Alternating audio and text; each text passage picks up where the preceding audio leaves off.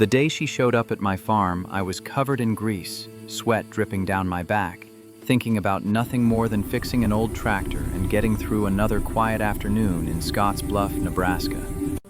The sky stretched wide and endless above 300 acres of corn and wheat that had belonged to my family for 3 generations, land my grandfather bought in 1951 when dirt was cheap and dreams were expensive.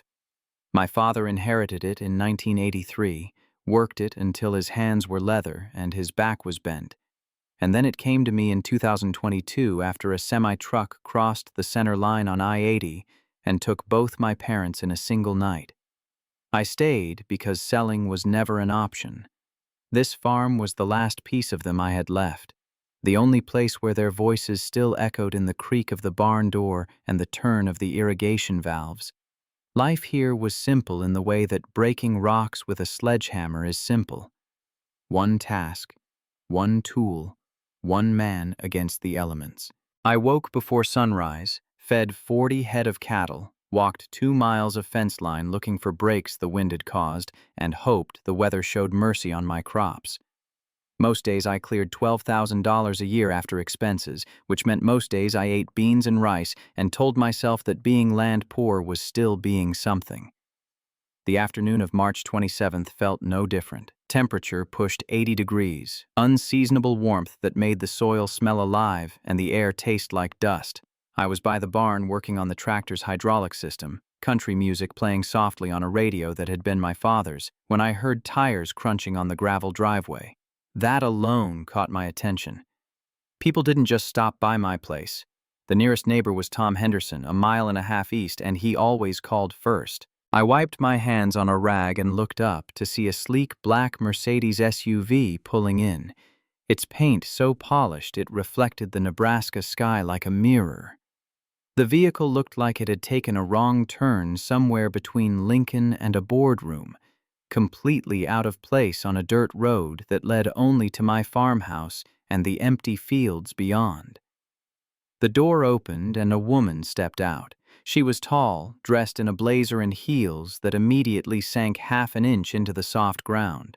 Her auburn hair was tied back in a way that said she'd spent time making it look effortless, and her hands shook slightly as she adjusted the leather bag slung over her shoulder. What struck me most were her eyes, focused and tired, like someone who hadn't slept in days but couldn't afford to stop moving. She walked toward me with careful steps, trying not to stumble on the uneven ground, and when she was close enough that I could see the tension in her jaw, she spoke. The words came out clear and direct, no preamble, no apology for the intrusion. "Are you Garrett Hale?" I nodded, still confused, still holding the greasy rag like it might shield me from whatever this was. "That's me. Can I help you?" She took a deep breath, glanced around the farm as if cataloging every detail, then looked straight at me with an intensity that made the air between us feel charged. "My name is Vivian Thornhill. I need a husband by tomorrow morning, and my lawyer says you're the best option I have."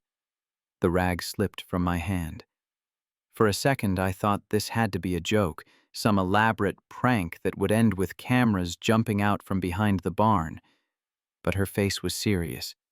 No smile, no hesitation, just raw desperation wrapped in expensive clothes and perfect posture. "I'm sorry," I said slowly, each word careful. "You need what?" Instead of backing down, she reached into her bag and pulled out a thick folder, handing it to me with hands that trembled just enough to be human. I flipped it open and saw legal documents, a will, news articles printed on heavy paper. The Thornhill Group. I knew that name. Everyone in Nebraska knew that name.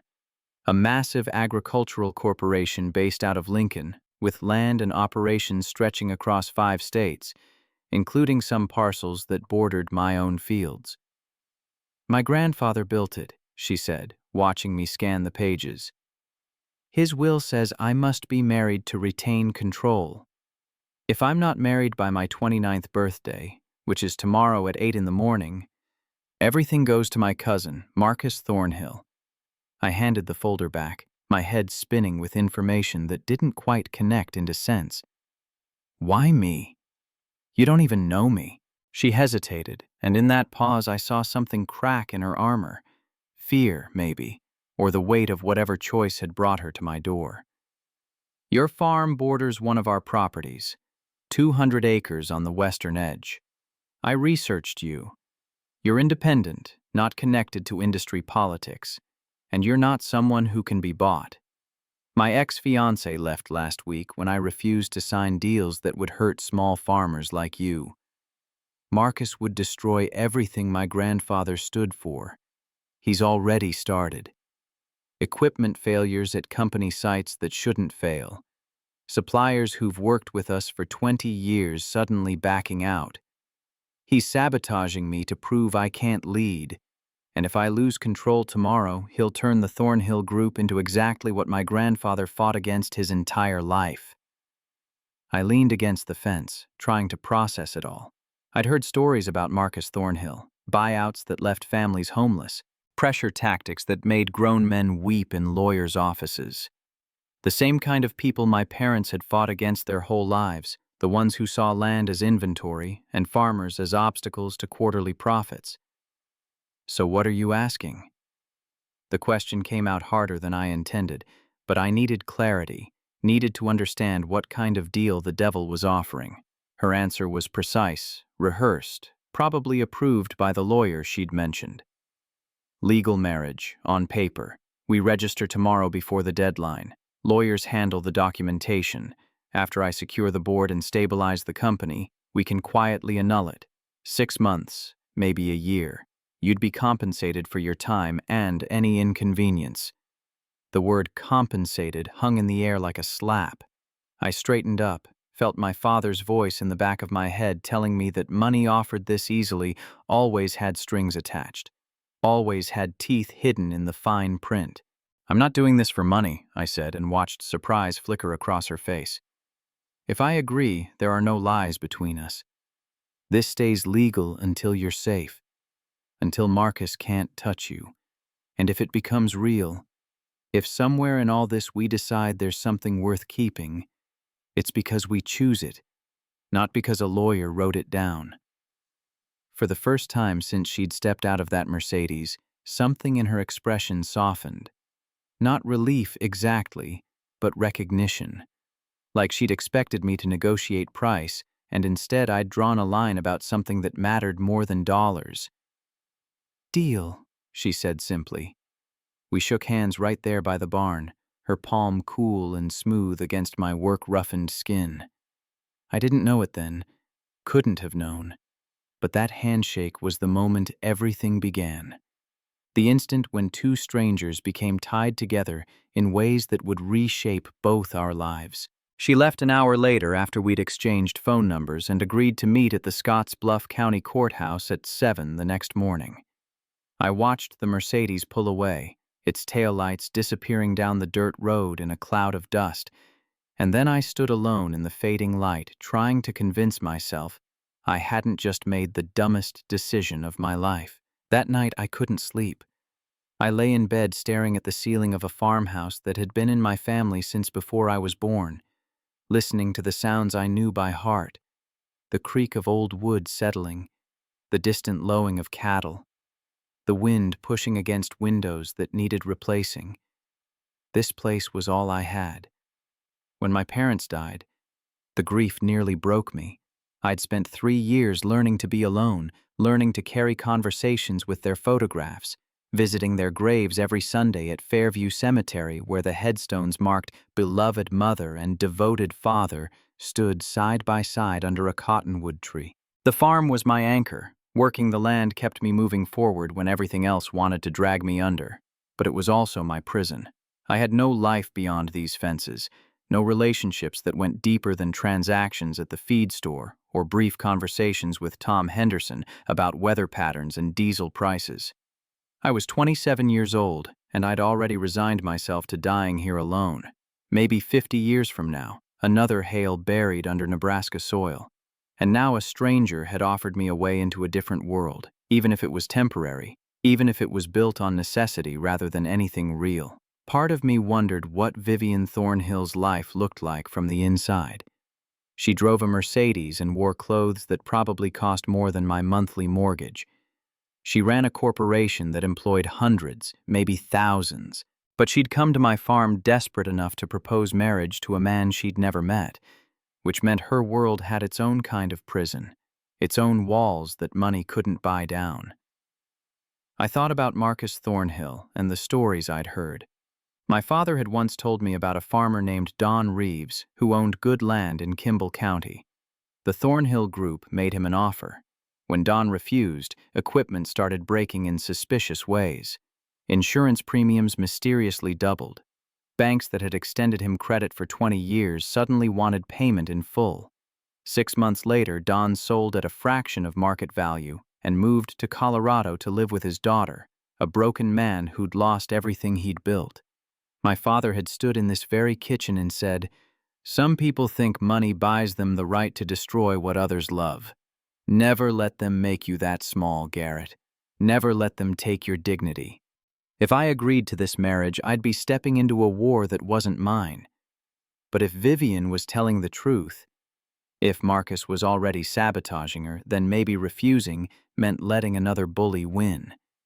Maybe it meant watching someone else lose what they loved because I was too afraid to get involved. Morning came cold and clear. I showered, put on the cleanest pair of jeans I owned and a button-down shirt I'd worn to my parents' funeral.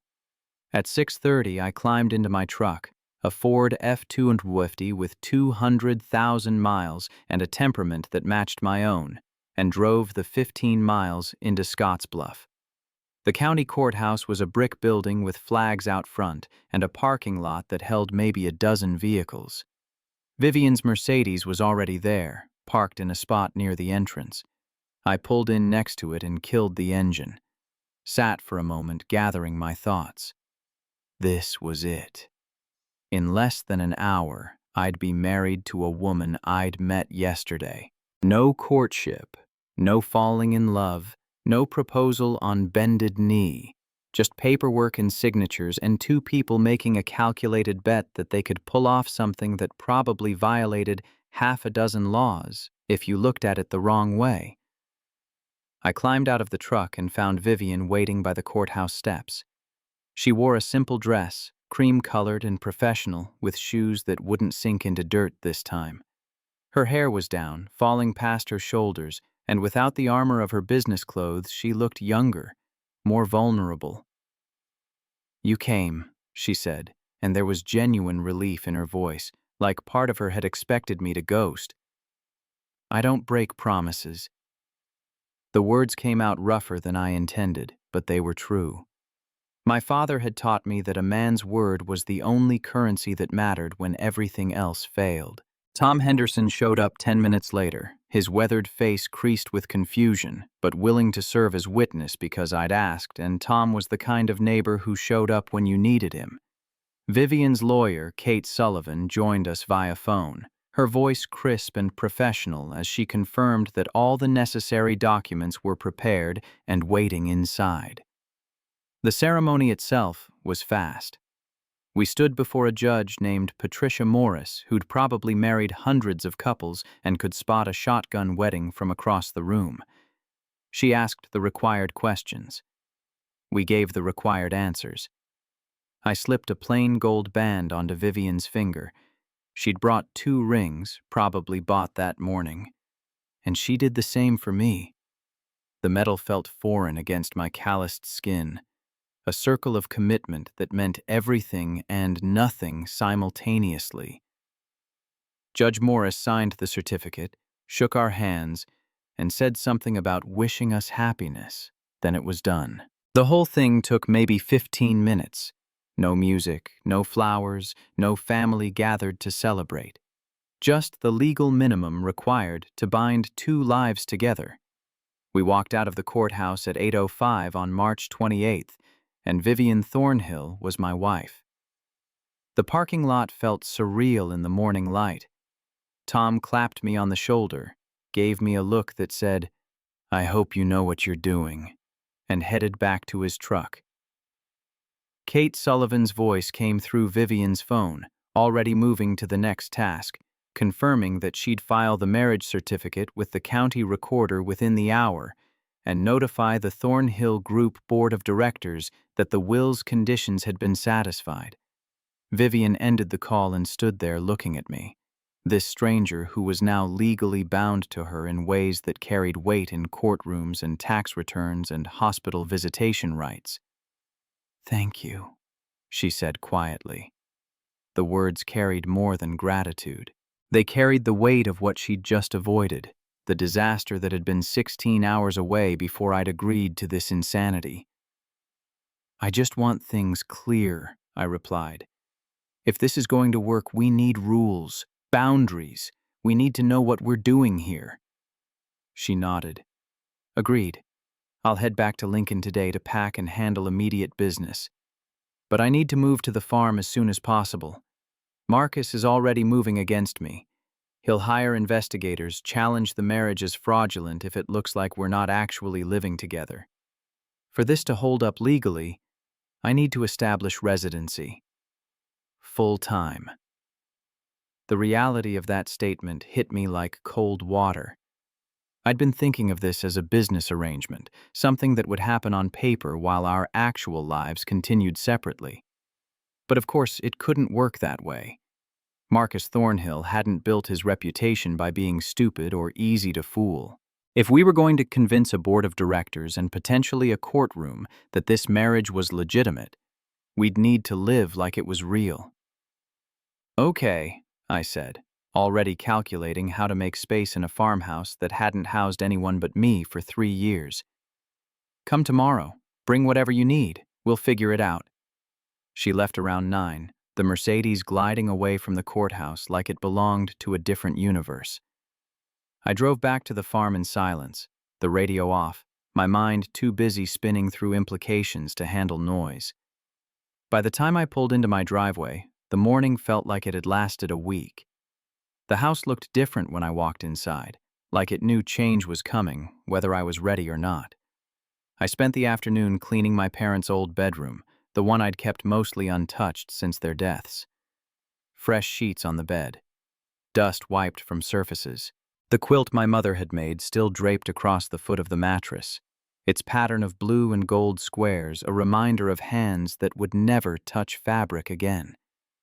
Opening that door for someone else felt like betrayal and relief in equal measure. For 3 years, I'd preserved this room as a shrine, a way of keeping them close. But shrines were for the dead, and the living needed space to breathe. Maybe letting Vivian stay here was a kind of permission I was giving myself to move forward, to stop living in a house haunted by what I'd lost.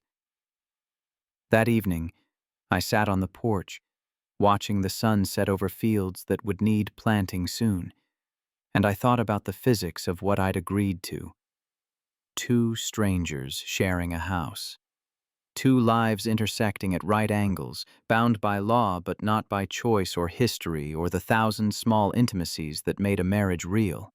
We'd have to learn each other's rhythms, navigate shared spaces, maintain the fiction of normalcy while keeping whatever truth existed between us carefully separate. I wondered what she was doing in Lincoln, packing her life into suitcases, making phone calls to lawyers and board members, maybe sitting in some expensive apartment looking at her own reflection and asking the same questions I was asking. What have I done? And is there any way this doesn't end in disaster? The next morning, I was up at 4:30 like always, feeding cattle and checking irrigation lines before the sun climbed above the horizon. At 9 o'clock, a text arrived on my phone. "Leaving Lincoln now. See you around 11. I finished my work, showered, put on clean clothes, and waited. The Mercedes appeared at 11:15, trailing dust down my driveway. Vivian climbed out wearing jeans and a simple shirt, her business armor replaced by something that looked almost normal. Tom Henderson pulled up behind her in his pickup. She must have asked him to help with the heavier items, and together we unloaded 2 suitcases, a laptop case, and 5 cardboard boxes labeled "Files" in neat handwriting. I showed her to the bedroom, my parents' room, and watched her set her suitcases on the floor. She stood there for a moment, taking in the space, the quilt, the old dresser, the window that looked out over the east field. "This was theirs?" she asked, and I nodded, throat tight. I kept it the way they left it. Seemed wrong to change it. Something in her expression shifted, became softer. "Thank you for sharing it with me. I know that's not easy." We established territories after that. She set up a makeshift office in the dining room, spreading files across the table I rarely used. I made space in the hall closet for her clothes, moved some of my tools out of the mudroom so she'd have somewhere to put her shoes. The house began to look lived in for the first time in years, evidence of two people existing in the same space, even if we hadn't figured out how to actually coexist yet. The first few days were awkward in the way that sharing space with a stranger is always awkward. Our schedules clashed immediately. I was up before dawn, pulling on boots and heading to the barn while she was still asleep. She started her days later, brewing coffee in my old percolator around 7, and then diving into video calls with lawyers and board members, her voice carrying through the house as she discussed corporate strategy and shareholder votes in language I barely understood. I'd come in around noon, dusty and tired, grab a quick sandwich while she was on another call, and head back out without more than a nod in her direction. She worked late into the night, the glow of her laptop visible from under the dining room door, while I collapsed into bed exhausted from physical labor that left no room for thought. We were two separate lives happening in parallel, occupying the same house but living in different worlds. On the third day, that started to change. I was out by the western fence line fixing a section that had come loose during a windstorm, wrestling with wire and posts under a sky that threatened rain. I didn't hear her approach until she was standing right there, wearing the jeans she'd arrived in and holding a thermos that probably contained coffee. "Mind if I help?" The question caught me off guard. She looked out of place standing in the middle of a field, her hands clean and her posture too straight for farm work. I handed her a pair of work gloves, not sure she'd last 5 minutes. "Hold that post steady while I tighten the wire." She took the gloves, pulled them on, and grabbed the fence post. Her first attempt was too tentative, not enough pressure. I showed her how to brace her feet, how to lean her weight into it. She tried again, and this time it held. We worked for an hour, her asking questions about why the fence needed to be this tight, how often it required maintenance, what happened if cattle got loose. I answered without thinking, falling into the rhythm of explaining things I'd known since childhood. The practical physics of keeping animals contained, the economics of fence maintenance versus replacement, the way weather patterns in Nebraska could destroy infrastructure faster than you could repair it. She pricked her finger once on a sharp piece of wire, cursed quietly, then laughed at herself and kept going. That laugh surprised me. It was genuine, unguarded, the first real sound I'd heard from her that wasn't calculated or professional. When we finished, she pulled off the gloves and examined her hands. One finger was bleeding slightly, and her palms were red from gripping the wire. She didn't complain, just wrapped the cut in a bandana I offered and thanked me for letting her help. That night, she tried cooking dinner, an attempt at scrambled eggs and toast that resulted in the eggs being slightly burned and the toast too dark on one side. We ate anyway, sitting at the kitchen table in companionable silence, and halfway through the meal, I caught myself almost smiling. "This is awful," she said, poking at the eggs with her fork. "I've had worse." It wasn't entirely true, but it also wasn't entirely a lie. She smiled then, a real smile that reached her eyes. "You're a terrible liar, Garrett Hale." After that, we started talking. Not about the marriage or Marcus or the legal battles waiting in Lincoln. We talked about small things. She asked about my parents, and I showed her the family photos hanging in the hallway. My grandfather standing beside a tractor in 1951, my father as a young man holding a newborn me, my mother in her garden 2 months before the accident. I told her how they'd died, late night, driving back from a farmers' co-op meeting in Denver. Semi-truck driver fell asleep at the wheel, crossed into their lane. State Patrol said it was instant, that they didn't suffer.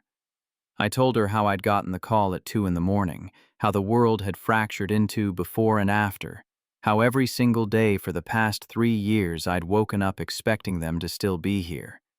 She listened without interruption, without offering empty platitudes about time healing wounds or them being in a better place. When I finished, she just reached across the table and put her hand over mine for a moment, a gesture of solidarity that asked for nothing in return. Then she told me about her grandfather, Samuel Thornhill, how he'd built the company from nothing, starting with a single-grain elevator in 1960 and growing it into an agricultural empire through fair dealing and genuine care for the farmers he worked with. How he'd always said that his job was to make sure the little guys could compete, to level the playing field between corporate interests and family farms. She told me about his death 6 months ago, how he'd made her promise on his deathbed to protect what he'd built, to never let it become the kind of predatory company that destroyed communities for profit. That promise was why she'd refused Jeffrey's proposals to expand into markets that would have crushed smaller competitors. That promise was why she was sitting in my kitchen eating burned eggs instead of signing papers that would have made her richer and Marcus her boss. Something softened between us in those conversations. We weren't falling in love. That would be too simple, too dishonest given the foundation of our arrangement. But we were becoming something. Allies, maybe. Two people who understood loss and legacy and the weight of promises made to the dead. On the 7th day, everything shifted again. An envelope arrived in the mail, plain white with no return address.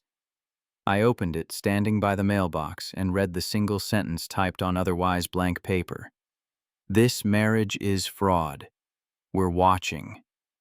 I brought it inside and showed it to Vivian. She read it twice, her face going pale, then reached for her phone and called Kate Sullivan. The conversation lasted 10 minutes. When it ended, Vivian's hands were shaking.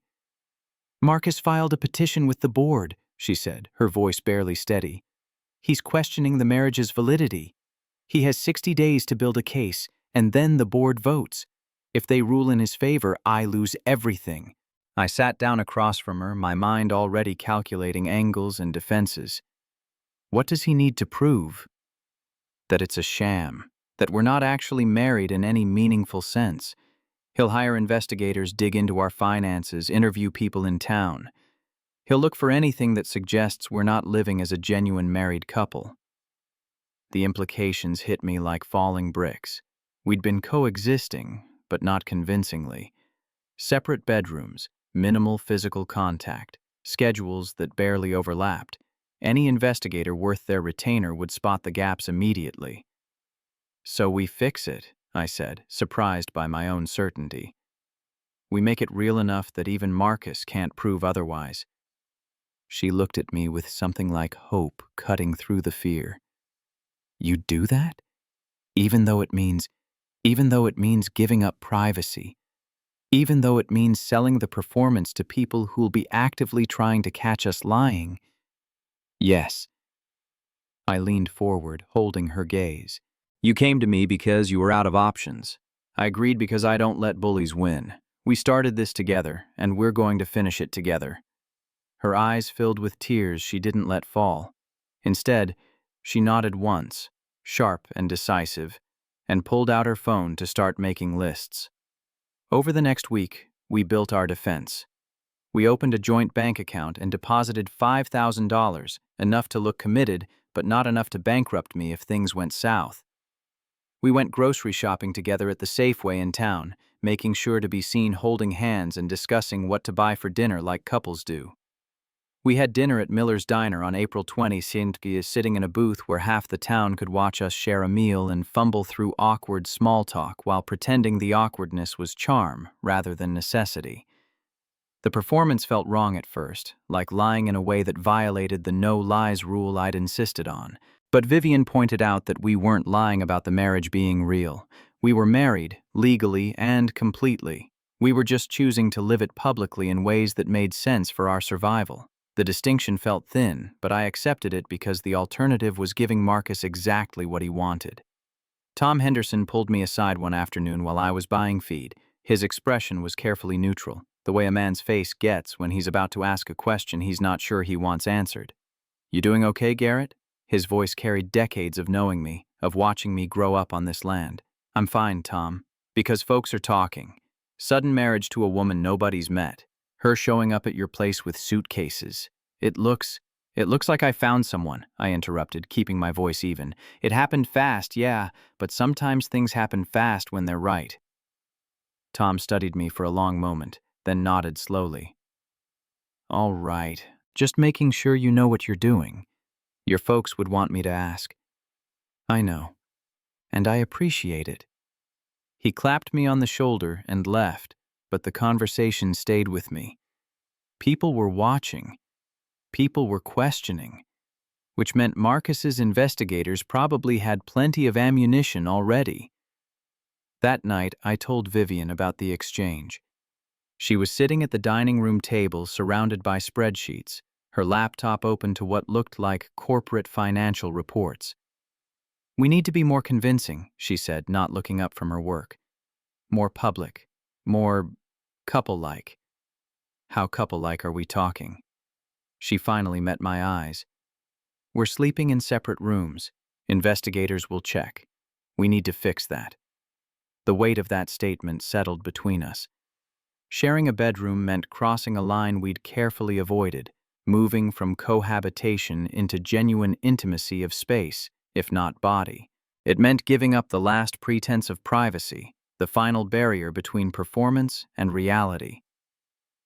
"Okay," I said after a pause that lasted too long. "Your room or mine?" "Yours is bigger, and it has the better view." So on April 22nd, Vivian moved her clothes into my bedroom. We rearranged furniture to make space for both of us, her dresses hanging next to my work shirts in the closet, her shoes lined up beside my boots by the door. The bed was queen-sized, big enough for two people to maintain separate territories if they tried hard enough. That first night, we both stayed as far to our respective edges as physics allowed, a canyon of untouched mattress between us. I lay awake listening to her breathe, acutely aware of her presence in a way that made sleep impossible. Eventually, exhaustion won, but my dreams were restless, filled with images of investigators photographing empty bedrooms and judges declaring our marriage invalid while Marcus smiled from the gallery. The days began to blur together after that. We developed routines without meaning to. Coffee at 5:30 before I headed out to the fields, her reading news on her phone while I checked weather reports. Lunch together when my schedule allowed, quick sandwiches eaten while discussing her corporate battles and my irrigation problems. Dinner became a shared effort, her attempting recipes from her phone while I handled anything that required actual cooking skill. We learned each other's rhythms. She was meticulous about organization, her files color-coded and alphabetized in a way that made my haphazard approach to record-keeping look like chaos. I was particular about tools. Everything returned to its proper place because losing a wrench in a field could cost you hours. She worked late, energized by conference calls and strategy sessions. I crashed early, my body demanding rest after 12-hour days of physical labor. Sometimes I'd wake at midnight to use the bathroom and find her still at the dining room table, blue light from the laptop washing over her face as she reviewed contracts or drafted emails. Other times she'd be asleep before I came in from evening chores, curled on her side of the bed with her phone still clutched in one hand. We were building something, but I couldn't name what it was. Not love, that was too fast, too convenient, too much like a fairy tale ending imposed on a business arrangement. But it was more than simple coexistence. We were learning to accommodate each other, to anticipate needs and respect boundaries, and occasionally, just occasionally, let our guard down enough to laugh at the absurdity of two strangers playing house while the world watched and waited for us to fail. On April 30th, everything escalated. I came in from checking the irrigation system to find Vivian standing in the kitchen, her face pale and her hands gripping her phone like it was the only solid thing in a tilting world. On her screen was a news article from the Lincoln Journal-Star. Thornhill Harris wed to unknown farmer, amid questions of legitimacy. The article was carefully worded to avoid libel, but the implication was clear. Sources close to the family suggested the marriage was suspicious. The timeline was too convenient. Marcus Thornhill, reached for comment, had expressed concern for his cousin's well-being and wished her happiness despite the timing raising questions. "He's going public," Vivian said, her voice tight. "He's trying to turn this into a scandal before the board even votes." I read the article twice, anger building with each paragraph. The writer had done their homework, listing facts that were technically accurate but arranged to paint the darkest possible picture. The marriage had happened the day before Vivian's birthday. I was a farmer with no apparent connection to her world. We'd known each other for less than 24 hours before signing the papers. None of it was untrue. All of it was designed to destroy her. "We fight back," I said, setting the phone down. "You respond. You go on record defending this marriage, explaining why it matters, making it clear that Marcus is the one lying." She looked at me with something like wonder. "You'd let me tie your name to this? Let me drag you into the middle of a corporate war that's about to get uglier?" "I'm already in the middle of it. And I meant what I said. I don't let bullies win." 2 days later, the Lincoln Journal-Star published an op-ed under Vivian's byline. She laid out her grandfather's vision for the Thornhill Group, the deals she'd refused because they would have harmed family farmers, the suspicious timing of equipment failures and supplier withdrawals in the months leading up to her birthday.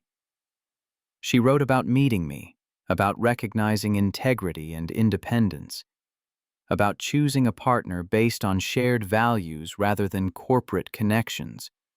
The piece was brilliant, personal enough to feel genuine, strategic enough to put Marcus on the defensive. It tied her marriage directly to her grandfather's legacy, making any attack on our relationship an attack on Samuel Thornhill's memory. She'd weaponized sentiment and turned it into armor. The response was immediate. Social media lit up with debate. Some people called her brave for standing up to family pressure. Others called her a fraud, a rich woman playing at farming while real farmers struggled. The attention was intense, overwhelming, exactly what Marcus wanted. Noise and chaos and public doubt that would make the board nervous about backing her. Through it all, Vivian remained steady. She took calls from board members, reassured allies, documented every interaction in case it became evidence. Kate Sullivan worked overtime preparing for the formal hearing that was now scheduled for June 7th and 8th, 2 days that would determine everything. I watched her operate with something like awe. This was her element: corporate warfare, strategic positioning, managing perception and reality simultaneously. She was good at it in the way I was good at reading weather patterns or diagnosing equipment problems, a natural aptitude honed by years of practice. But I also saw the cost. She'd wake at 3 in the morning from nightmares she wouldn't discuss. Her hands would shake before important calls. Some nights she'd sit on the porch long after sunset, staring at fields she probably couldn't even see in the darkness, and I knew she was carrying weight that had nothing to do with board votes or legal strategies. One night in mid-May, I found her like that, wrapped in a blanket against the cooling air, her face turned toward a horizon lost in shadow. I sat down beside her without asking permission.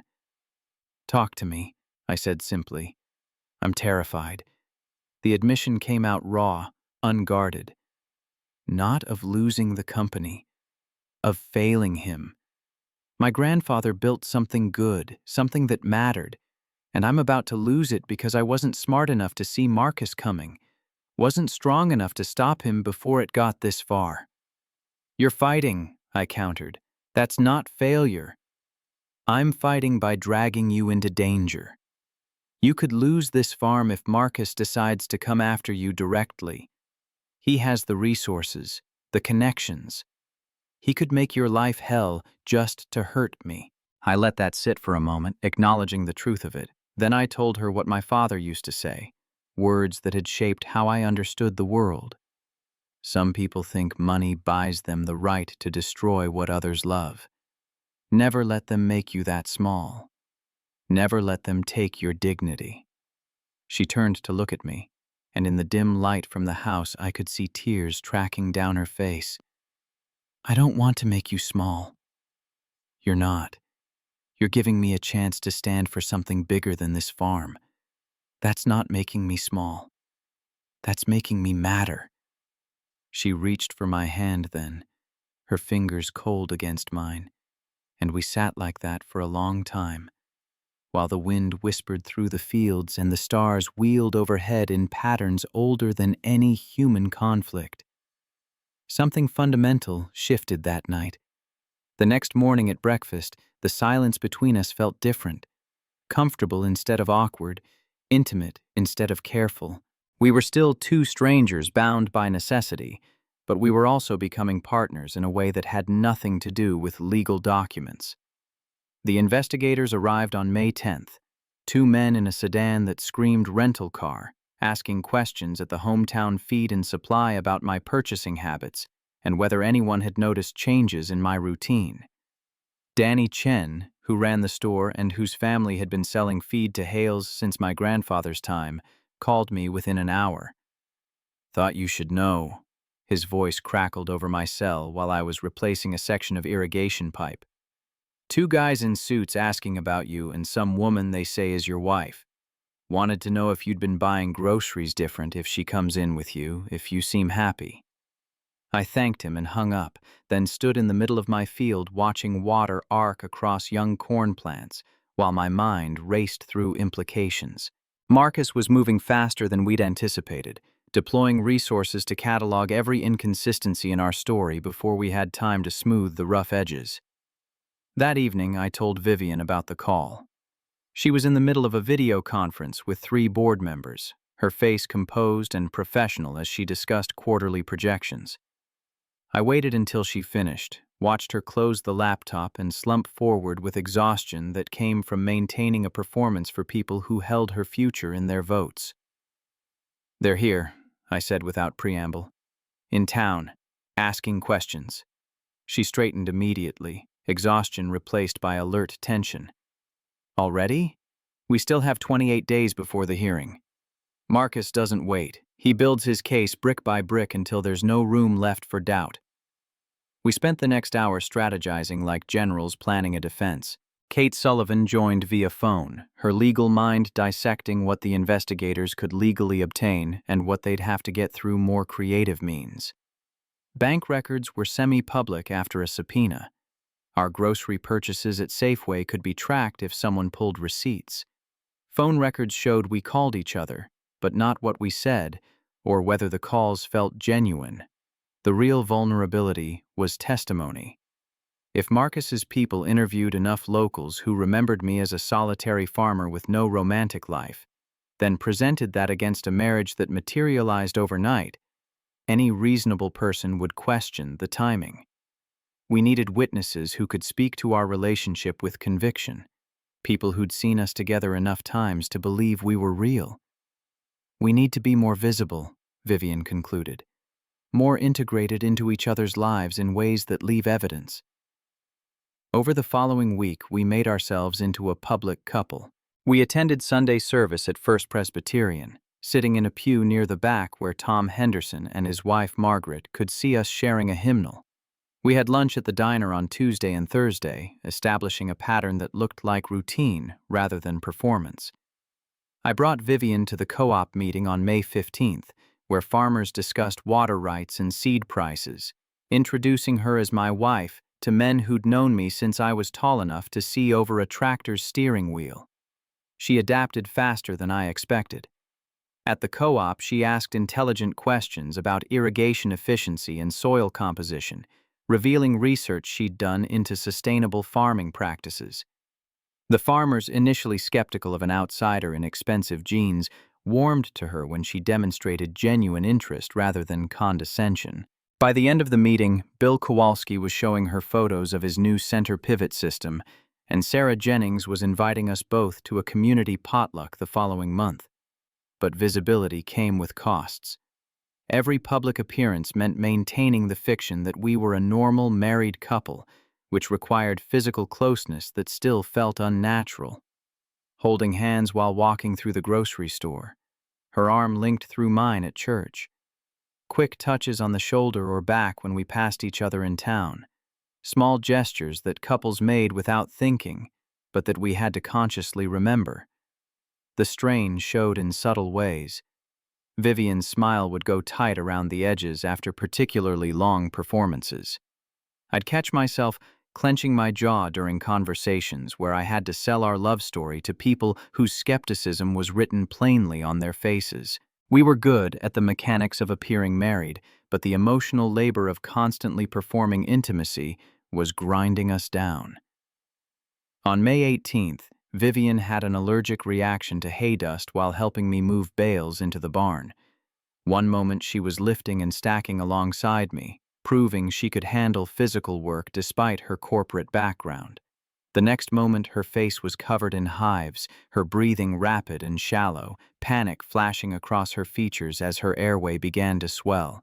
I grabbed her hand and ran for the truck, covering the 15 miles to Scotts Bluff Regional Medical Center in 11 minutes while she struggled to pull air into lungs that were closing. The ER doctor administered epinephrine and antihistamines, then kept her for observation while I paced the waiting room feeling helpless in ways I hadn't felt since the night the state patrol called about my parents. When they finally let me back to see her, she was sitting up in the hospital bed looking small and vulnerable in a way that had nothing to do with her physical size. The hives had faded to pink blotches across her face and arms, and her breathing had returned to normal, but something in her expression told me the fear hadn't fully released its grip. "I'm sorry," she said as I sat in the chair beside her bed. "I should have been more careful. Should have worn better protection." "You couldn't have known you were allergic." I slowed us down, gave Marcus's investigators something else to point at. Rich woman can't even handle basic farm work. Clearly doesn't belong here. Obviously, this marriage is fake. I reached for her hand, remembering the night on the porch when she'd reached for mine. "You helped me move 200 bales before your body said stop. That's not weakness. That's just biology." She looked at me with eyes that held too much weight, too much fear of falling short. "I'm terrified of failing. Not just at this marriage, not just at stopping Marcus. I'm terrified that everyone's right, that I'm not strong enough to lead the company, that I'm proving my grandfather wrong by needing help." The words tumbled out like a confession she'd been holding back for months, maybe years. This was the truth beneath her perfect posture and strategic thinking. A woman who'd been taught that vulnerability meant failure, that asking for help meant admitting defeat. "Strength isn't avoiding help," I said, my father's voice echoing through my own. "It's knowing when to accept it. My dad used to say that a man standing alone might look tough, but a man who knows how to stand with others, that's someone who builds things that last." Her fingers tightened around mine, and we sat like that while machines beeped and nurses passed in the hallway, and the world beyond the hospital continued spinning without us. When they discharged her 2 hours later with prescriptions for EpiPens and instructions to avoid hay exposure, I drove us home through the late afternoon light feeling like something between us had fundamentally shifted. That night she worked from bed per doctor's orders, laptop balanced on her knees while I brought her dinner and water and anything else she needed. Between conference calls she told me about her childhood, the pressure to be perfect that started when she was 8, and her grandfather began bringing her to board meetings, teaching her to read financial statements before she could properly read novels. The expectation that she would never show weakness, never admit uncertainty, never let anyone see her cry because tears were for people who didn't have empires depending on their decisions. "He never meant to hurt me," she said, referring to Samuel. "He just wanted me ready for a world that wouldn't show mercy." But somewhere along the way I forgot how to be anything except strong, and now I don't know if I even remember what it feels like to just be. I understood that in ways I couldn't fully articulate. After my parents died, I'd buried myself in work for the same reason. If I stayed busy enough, strong enough, self-sufficient enough, maybe I wouldn't have to face the fact that I was completely alone. We'd both built walls around our vulnerabilities and called it survival. The next morning, I found her sitting at the dining room table reviewing files for what must have been the 100th time. Her face drawn with exhaustion that came from more than physical recovery. She needed rest, but rest meant giving her brain time to spiral into the catastrophic scenarios she'd been fighting to keep at bay. "Come with me," I said from the doorway. She looked up, confusion crossing her features. "Where?" "Somewhere I go when things get too heavy." 20 minutes later, we were standing in Fairview Cemetery, morning sun filtering through the cottonwood tree that shaded my parents' graves. The headstones were simple granite markers, their names and dates carved in letters that would outlast both of us. I'd been coming here every Sunday for 3 years, talking to them about crop yields and equipment failures and the slow process of learning to live without them. Vivian stood beside me, quiet and respectful, while I placed fresh flowers in the metal vases bolted to each stone. Then she surprised me by kneeling down, her fingers tracing the letters of my mother's name. "I wish I'd known them," her voice barely above a whisper. "They raised someone who understands that strength and kindness aren't opposites." She started talking then, addressing my parents as if they could hear. She told them about the marriage, about why it had started, and what it was becoming. She promised to protect their son, to never let Marcus or anyone else destroy what the Hale family had built over 3 generations. She spoke with a conviction that made my throat tight and my eyes burn, because she was making vows to the dead that meant more than the ones we'd spoken in a courthouse. When she finished, she stood and looked at me, and I realized I was crying. Not the silent tears you wipe away before anyone notices, but full-body crying that came from somewhere I'd kept locked down tight since the funeral. She stepped closer and pulled me into a hug, her arms solid around my back, and I let myself break in a way I hadn't allowed since the night the police came to my door. We stayed in that cemetery for an hour, sitting on the grass between my parents' graves while I told her stories I'd never shared with anyone. The time my father taught me to drive a tractor by letting me steer while sitting on his lap, both of us laughing when we nearly drove into a fence post. The way my mother used to sing while cooking, old country songs that made even sad lyrics sound hopeful. The last conversation I'd had with them, calling to say I'd fixed the irrigation system they'd been worried about, hearing pride in their voices, not knowing it would be the last time. Vivian listened to all of it, asking questions that showed she understood these weren't just stories. They were the architecture of who I'd become, the foundation supporting everything I was trying to build. When we finally drove back to the farm, something had changed between us. The performance we'd been maintaining for investigators and board members and townspeople felt less like acting and more like acknowledging a truth we'd been circling around since that first handshake in my driveway. That night, without discussing it or making it into a decision that required words, she moved closer to my side of the bed, not touching, not crossing into territory that would turn this into something explicitly romantic, but close enough that I could feel her warmth, hear her breathing settle into the rhythm of sleep. I lay awake thinking about boundaries and how they shift when you're not paying attention. We'd started with clear lines: business arrangement, separate lives, no emotional entanglement. But lines drawn in sand get washed away by waves, and we'd been drowning in waves since the day she arrived. Now I wasn't sure where the performance ended and reality began. Wasn't sure if the distinction even mattered anymore. On May 26th, a storm rolled in from the west. The kind of late spring violence that could flatten crops and tear apart buildings if you weren't ready. I spent the afternoon securing equipment and checking the barn's roof, making sure nothing would become a projectile when the wind hit. Vivian helped despite my protests, moving tools and supplies with an efficiency that came from watching me work for the past 2 months. At 10:15 that night, I smelled smoke. The storage shed was already engulfed when I ran outside, flames climbing the walls and reaching for the roof where I kept seed stock worth $25,000, fertilizer worth $8,000 more, equipment I couldn't afford to replace. 500 gallons of diesel fuel sat in tanks along the back wall, and if the fire reached them, the explosion would take the main barn and possibly the house. I grabbed the fire extinguisher from the porch and ran toward the shed without thinking, without calculating the odds or considering that I was running into an inferno to save things that insurance might cover. Inside, the smoke was thick and black, burning my throat and eyes, making it impossible to see more than shapes in the orange glow. I pulled out what I could reach: a toolbox, bags of seed, anything my hands found in the choking darkness. The heat was overwhelming, like standing too close to the sun.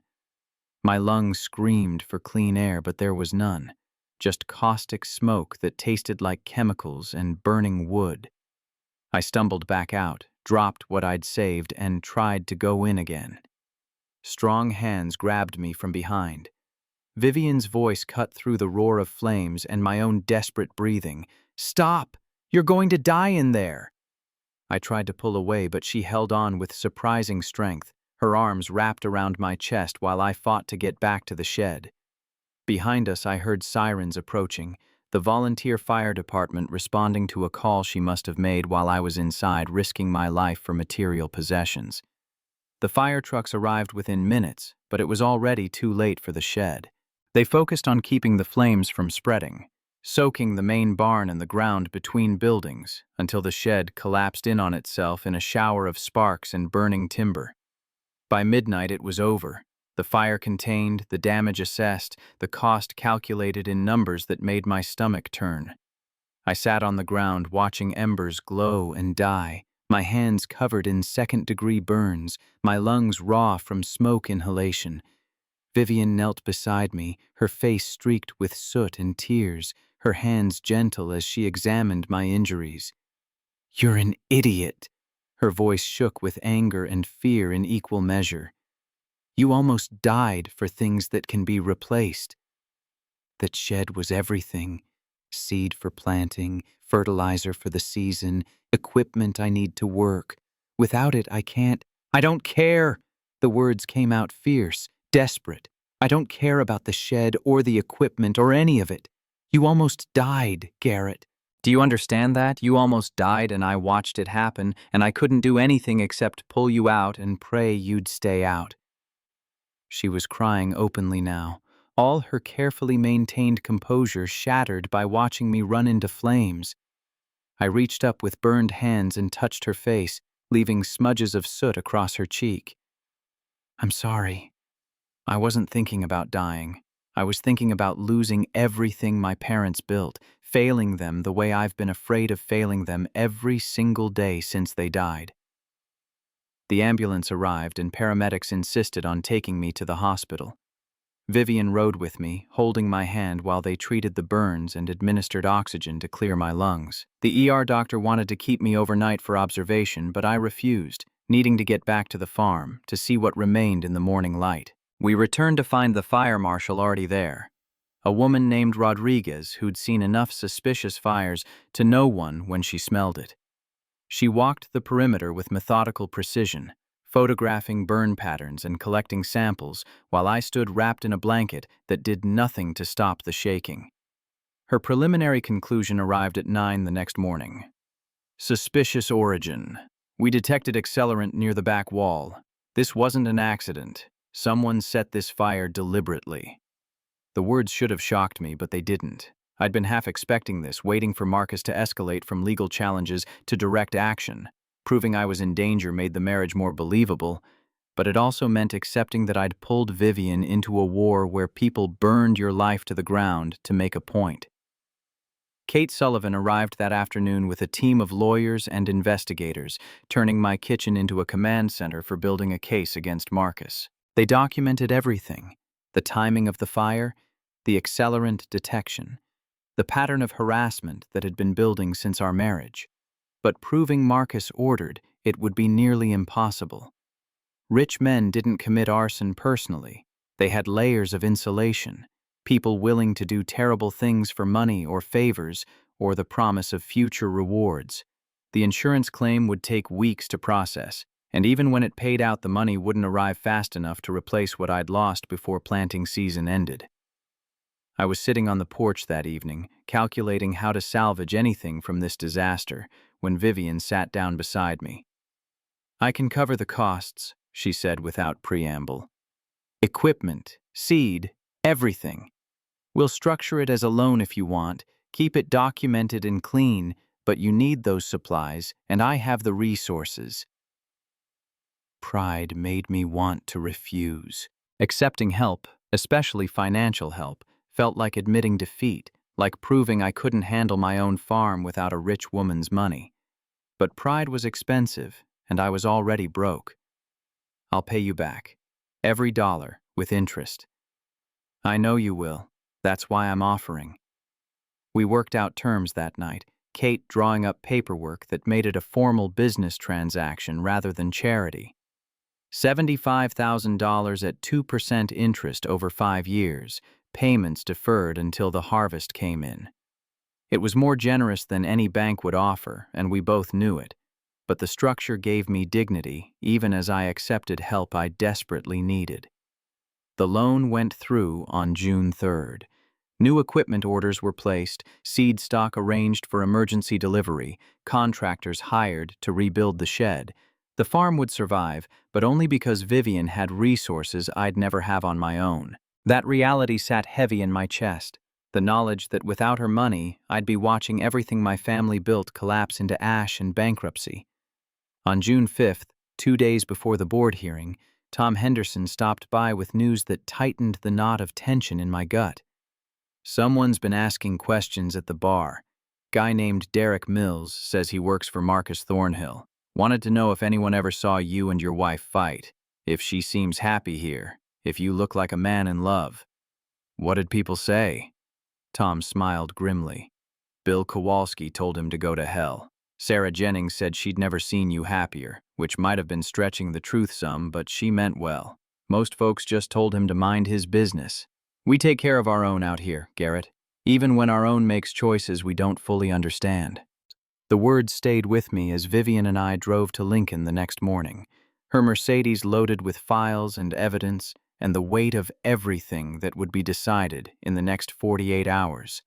Kate had prepped us both on what to expect. Hostile questions, attempts to discredit our testimony, Marcus's lawyers trying to paint our marriage as a transparent fraud designed to circumvent Samuel's will. We checked into a hotel near the Thornhill Group headquarters, separate rooms for appearances even though we both knew investigators would check.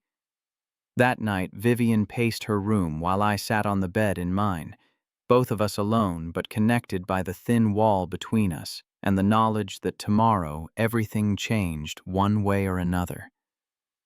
At 2 in the morning, I heard a knock. Vivian stood in the hallway wearing hotel pajamas, her face pale and eyes haunted. "I can't sleep. Keep thinking about all the ways this goes wrong." I stepped aside to let her in. We sat on opposite sides of the bed, backs against the headboard, staring at a television neither of us had turned on. "What's the worst that happens?" I asked, because sometimes naming fear made it smaller. "I lose. Marcus wins. The company becomes everything my grandfather fought against, and there's nothing I can do except watch. And you? You get dragged through depositions and possibly criminal investigations if they decide to charge us with fraud. Your farm gets tied up in legal battles, your reputation destroyed, all because I asked you to help." "What's the best that happens?" She was quiet for a long moment. "We win. Marcus loses. I keep the company and honor my grandfather's legacy. And you? You go back to your farm and your life, and eventually we figure out how to untangle this marriage we built on necessity." The words hurt more than they should have. Going back to my life meant going back to being alone, to conversations with photographs and Sunday visits to a cemetery. It meant pretending the past 2 months hadn't changed me in ways I couldn't name or undo. "What if that's not what I want?" the question escaped. Before I could stop it, honest and vulnerable in ways I usually avoided, Vivian turned to look at me, and in the dim light from the window, I could see fear and hope warring across her features. "What do you want?" "I don't know yet, but I know going back to how things were before you showed up. That doesn't feel like winning." She didn't respond with words. Instead, she shifted closer, closing the distance between us with deliberate slowness that gave me time to pull away if I wanted. I didn't want. When she leaned her head against my shoulder, I wrapped an arm around her, and we stayed like that until exhaustion pulled us both into restless sleep.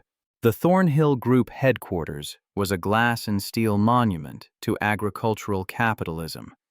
15 floors of conference rooms and executive offices overlooking downtown Lincoln. The boardroom where our fate would be decided occupied the entire top floor, windows on 3 sides offering views of a city that looked small from this height. 9 board members sat around a massive table made from reclaimed barnwood, someone's idea of maintaining connection to farming roots while making decisions that affected thousands of farms across 5 states. I recognized Marcus immediately, sitting at the far end with a smile that didn't reach his eyes, watching us enter like a predator watching wounded prey. The hearing began at 9 o'clock on June 7th, with Marcus's legal team presenting their case. They had evidence: our marriage timeline, financial records showing separate accounts until after the wedding, testimony from Rachel Morrison, my ex-girlfriend from 4 years ago, who remembered me as fiercely independent and suspicious of wealth. They had photographs of the farm showing separate bedrooms in the early weeks, phone records demonstrating we'd barely communicated before our wedding day. Every piece of evidence was technically accurate. Arranged together, they painted a picture of fraud so obvious that even I might have voted against us if I'd been sitting in one of those board member chairs.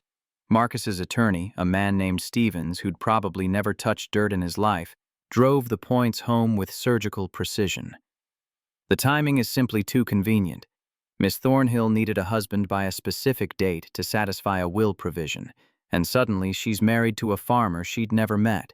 This isn't a marriage. It's a legal maneuver designed to circumvent Samuel Thornhill's clearly stated intentions.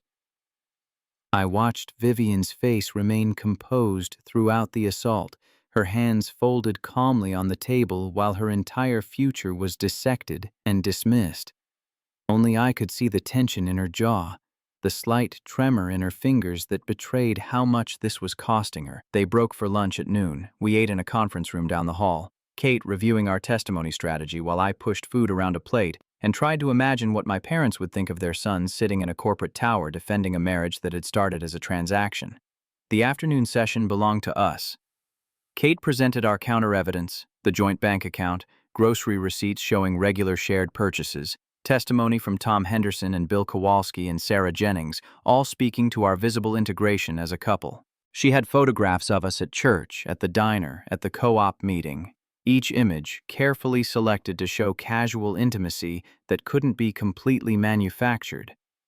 Then Vivian took the stand to testify, and I watched her transform into someone I'd only glimpsed in pieces, the CEO who'd built a reputation on strategic brilliance and unshakable composure. She admitted the marriage had started as necessity, didn't try to hide the transactional origins. But then she shifted the narrative in a way that made the entire room lean forward. Yes, I researched Garrett Hale as a potential candidate. Yes, I approached him with a business proposition.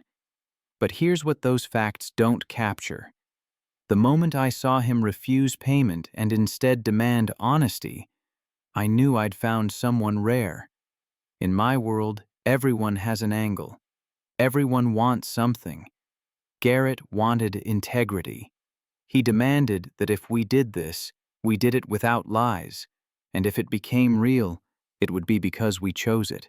She detailed our evolution with specificity that couldn't be faked, the fence repair where I taught her to use work gloves, the burned eggs we laughed over, the cemetery visit where she promised my parents she'd protect their son. She described the fire with emotion that made her voice crack, admitting she'd watched me nearly die, and realized somewhere in the chaos of corporate warfare and legal maneuvering, this marriage had stopped being strategy and become something she couldn't bear to lose. The board members' expressions shifted as she spoke. Not all of them. Marcus's allies remained stone-faced and skeptical, but enough that I saw doubt creeping into the certainty of their predetermined votes. Then Kate dropped the twist I hadn't seen coming. She asked Vivian to provide personal evidence of the relationship's authenticity, and Vivian produced a journal. "These are private entries," she said, her voice steady, despite what this must cost her. "I started keeping them the day after we married, trying to make sense of what I'd done and what it meant. I'm sharing them now because they show the truth that legal documents can't capture." The entries were read aloud, not all of them, but enough. Dated progressions from guilt and uncertainty to grudging respect to something that looked unmistakably like love developing in real time.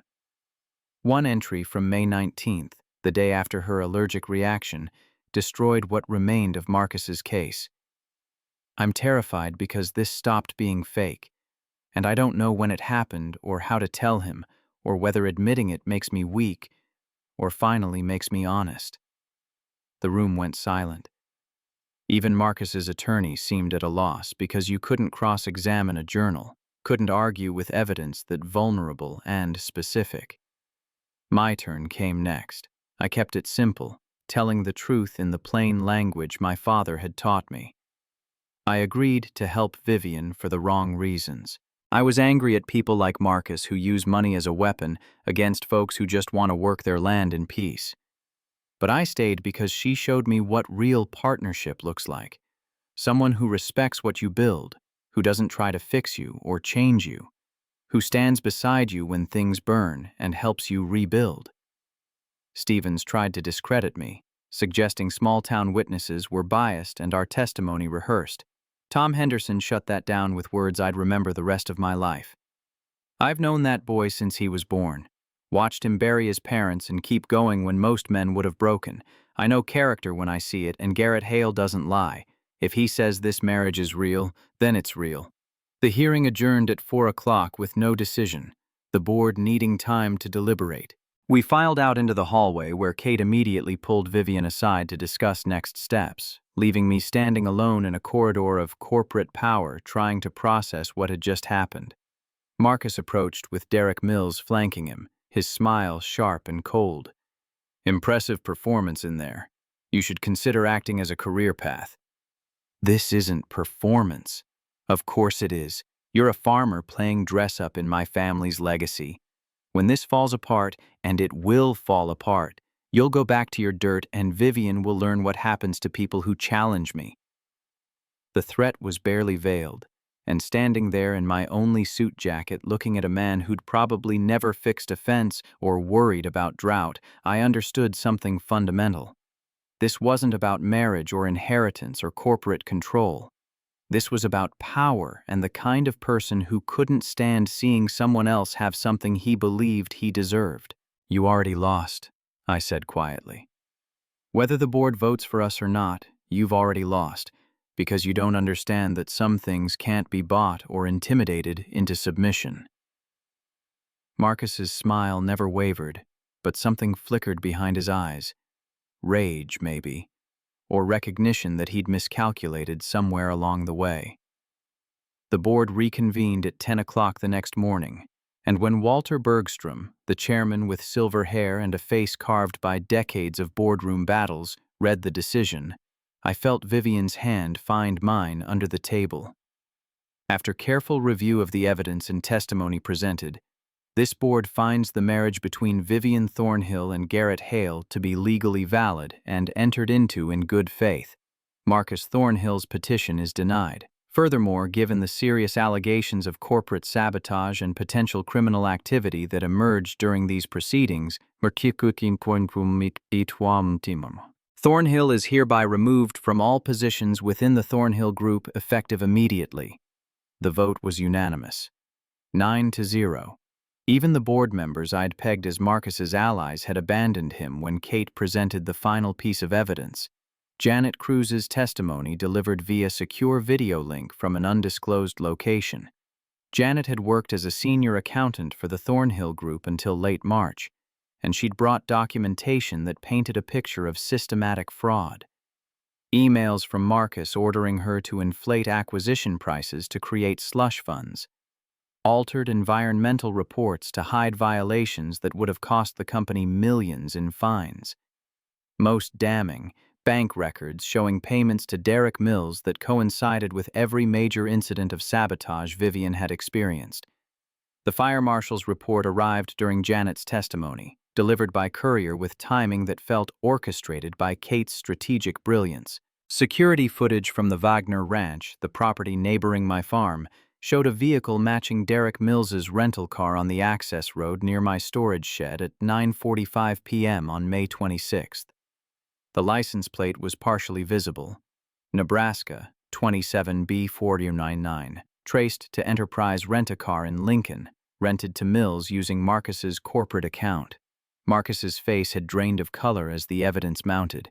His attorney tried objecting on procedural grounds, arguing that criminal allegations shouldn't influence a civil board decision, but Bergstrom shut him down with words that carried the weight of final judgment.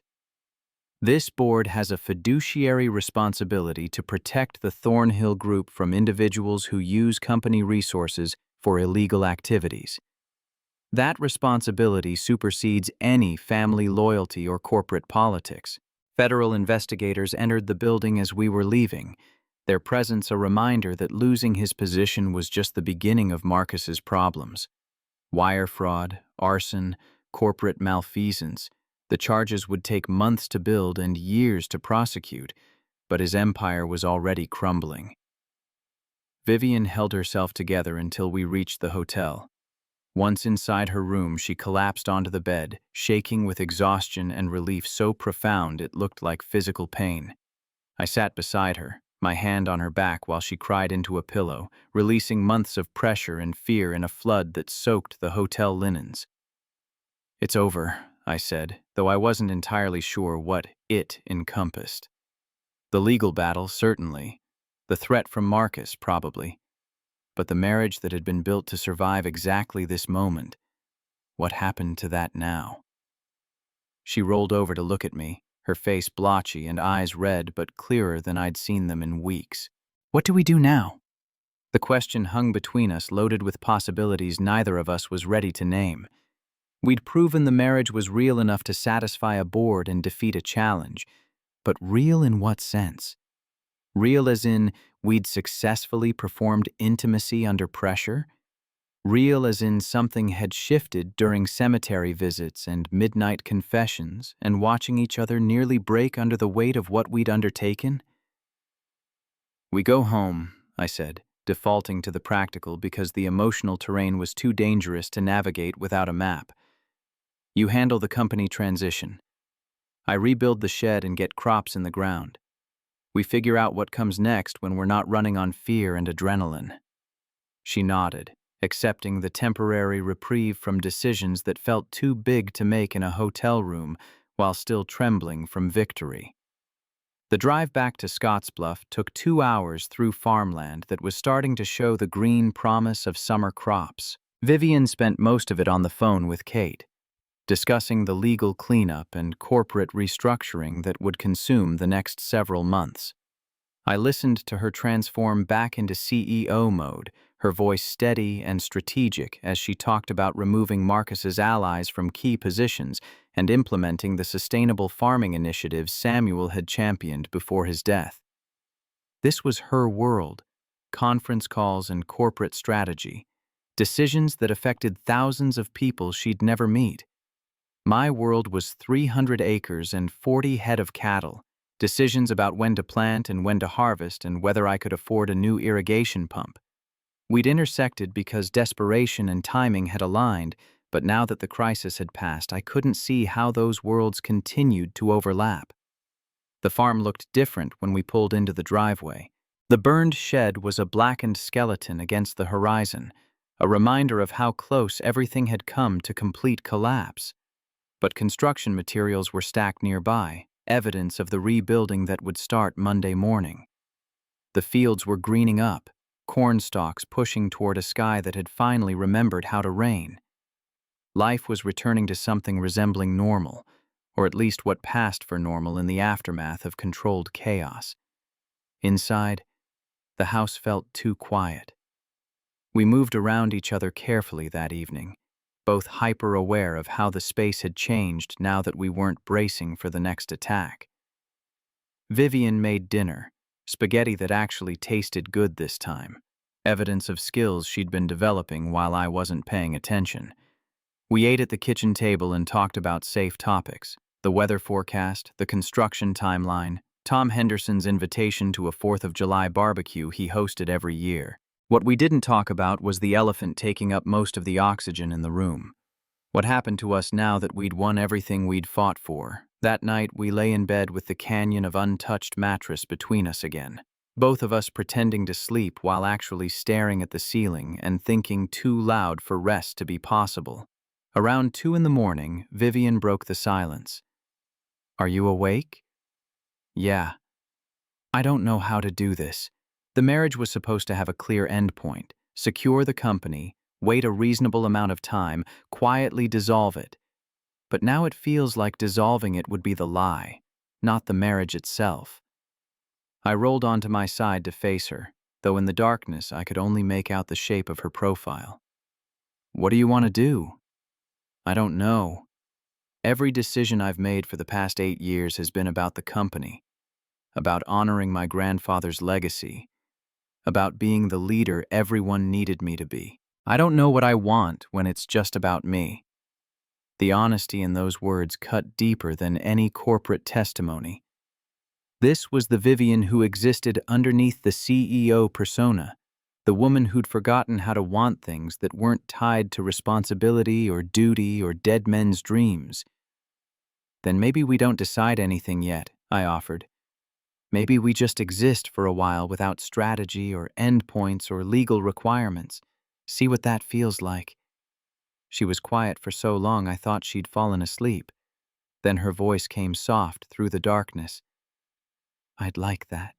The months that followed taught us what just existing meant. Vivian restructured the Thornhill Group, removing Marcus's allies and launching sustainable farming initiatives that honored Samuel's vision. I rebuilt the shed, repaid her loan with interest from a harvest that came in better than expected, and slowly stopped flinching every time I accepted her help with something. We learned each other in the quiet spaces between crises. She made coffee before I headed to morning chores. I checked her schedule before planning my day. We argued about her midnight conference calls and my stubborn independence, but the arguments ended in understanding instead of distance. One evening in late September, I found her on the porch, staring at fields lost in darkness. I sat beside her, and after a long silence, she told me about a dream where her grandfather stood in my field saying he was proud, telling me to take care of her because she was tougher than she thought, but not as tough as she pretended. "What does winning look like for you?" I asked. She turned to face me, vulnerability written plainly across her features. "This. Sitting here with someone who doesn't need me to be perfect. That feels more like winning than any board vote." The space between us felt charged with everything we'd been carefully not saying. I reached for her hand, familiar territory after months of practiced then genuine intimacy. "This stopped being about Marcus or the company months ago," I said, my voice rough with honesty that scared me. "Maybe it stopped when you came to the cemetery. Maybe when you pulled me from the fire. I don't know when the line got crossed, but I'm on the other side now. And going back isn't something I want." Her eyes filled with tears that caught the last light. "I'm terrified of wanting something that started as strategy. What if we're just trauma bonded? Then we figure it out together instead of apart." I pulled her closer. "My dad used to say love isn't about perfect timing. It's about finding someone you'd choose even when you don't have to." Is that what this is, love? I thought about the past 6 months, the fear and fighting and moments of grace that had nothing to do with legal documents. About waking up and my first thought being whether she'd slept well. About coming in from fields and feeling something settle when I saw her car in the driveway. "Yeah," I said simply. "I think it is." She kissed me then. deliberate and honest, carrying no weight except two people choosing each other when choice was finally possible. We stayed on that porch until stars emerged in patterns I'd known my whole life, but somehow looked different now. When we went inside, she curled against my side in bed, and I wrapped my arms around her. We slept like people who'd finally stopped running from what they wanted. 2 years later, I stood in the field closest to the house watching Vivian navigate uneven ground with the careful steps of someone 7 months pregnant. She'd driven out in the farm truck, refusing to let her condition slow her down. "Everything okay?" I called. "Perfect. Just wanted to watch you work." She settled onto the tailgate with impossible grace. "Maybe help if you'll let me." We compromised on her handing me tools while I replaced irrigation line. The sun was warm, soil smelled alive with spring, and everything felt impossibly right. The farm had expanded to 380 acres. The Thornhill Group thrived under Vivian's leadership. Revenue up 23%, recognized industry-wide for ethical practices. We'd started a partnership program, her company providing resources while I taught sustainable techniques to young farmers avoiding debt. It was Samuel's vision realized in ways he'd never imagined. Marcus was serving 8 years federal prison. His trial had ended in conviction on all charges: wire fraud, conspiracy to commit arson, corporate malfeasance. The investigators hired to discredit our marriage had ironically testified to how real it had become. I'd attended his sentencing because Vivian asked. When the judge read the sentence, Marcus looked at her expecting triumph or vindication. He'd found only sadness for what he'd become. Kate Sullivan had delivered news of his conviction at our second wedding, the real one we'd held on April 15th, exactly 1 year after that desperate courthouse ceremony. 47 people gathered in the rebuilt barn. Tom Henderson officiated. We wrote our own vows about choosing each other when choice finally became possible, about building something real from the wreckage of necessity. The first dance was to Tennessee whiskey, finding smooth in rough, sweet in struggle. We were terrible dancers, stumbling and laughing, but nobody cared. What mattered was choosing to be clumsy together. Now, watching Vivian rest her hands on the swell of our daughter, I thought about that first afternoon when a stranger in a Mercedes asked for a husband by tomorrow. If someone had told me we'd end up here, actually married, actually happy, actually building a family, I'd have thought them insane. "You ever think about how we got here?" Vivian asked, echoing my thoughts. "All the time. That first day, you showing up asking for a husband? If someone had said we'd end up here, I'd have called them crazy." I was terrified that day, projecting confidence while falling apart inside. "You were the first person in years who demanded honesty instead of performance." I walked over, my hands gentle on her belly where our daughter practiced gymnastics. "Best thing I ever demanded. Second best was saying yes." She covered my hands with hers, wedding rings catching sunlight. "Your parents would be proud. Not just of the acreage or success, proud you learned to let someone in." The words hit deep. I had let her in, past every wall I'd built to survive loneliness. Somehow in that process, I'd found more of myself than I'd lost. We stayed until sun descended toward horizon, painting sky in nameless colors. Later, we'd sit on the porch watching stars emerge. We'd discuss names for our daughter, developments at Thornhill Group, or nothing except wind through growing crops. This was winning, not board votes or courtroom victories, though those mattered. Winning was standing in a Nebraska field with the woman I loved, our daughter moving between us like a promise of futures we'd build together.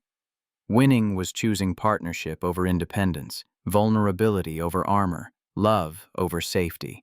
When we climbed into the truck, Vivian asked the question one more time, our private ritual acknowledging how far we'd come from that desperate March afternoon. "Still think this is crazy?" I looked at her. 7 months pregnant, covered in field dust, absolutely radiant in fading light, and answered with truth that had taken 2 years to understand. "Craziest thing I ever agreed to, also the best." She laughed, that genuine sound I'd first heard fixing fence, and we drove toward a house that was ours in every sense that mattered. Behind us, fields stretched toward horizon, promising another planting season, another harvest, another year of building something that started as necessity and became the most real thing either of us had ever known.